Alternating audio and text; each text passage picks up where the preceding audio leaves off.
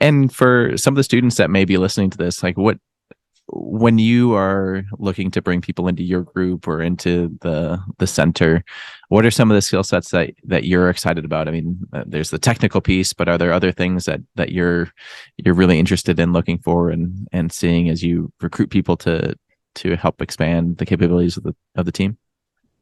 I learned this from my advisor, so I need to cite him, but he would look into three things, and I'm looking into the same three things. First of all, to have the proper background, correct? If we are in the Department of Mechanical Engineering and we're doing a lot of materials research, I mean, it's less likely I can bring a biologist and expect to perform well. The second one is to the person to have passion about this major, about this topic. Without that, even you have the right background, it's difficult to wake up in the morning and go to work. The third one, which is very important and makes the third leg of this stool, is being hardworking individual. I believe hardworking can make up for a lot of things.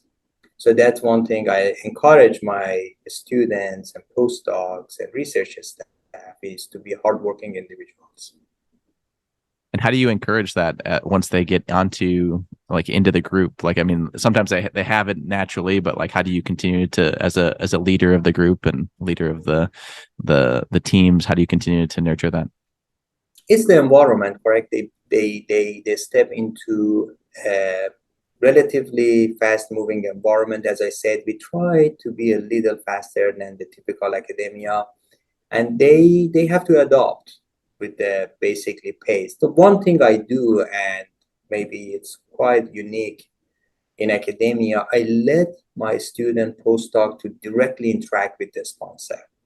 Typically in academia, the PI is the sole point of contact, but I allow my student to interact, and that motivates them to be responsive to the need of the sponsor, correct?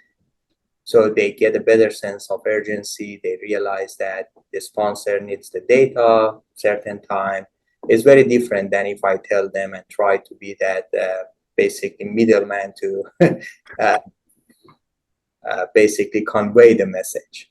Sure. That's been working very well. Yeah. And also helps the student to learn some managerial skills, correct? Some communication skills. So we have a rule in our group is you have just a few hours to respond to the sponsor. If a sponsor is sending you an email, you need to respond the same day. Mm-hmm. Yep. And that follows in industry too. I mean, yeah, great skills to learn.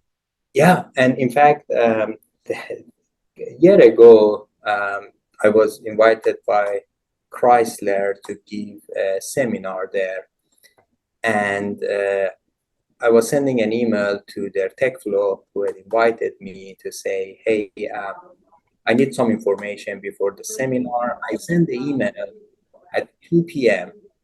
At 2:50, he responded, and the first sentence was, sorry for my late response. Yeah. But that's something to learn from.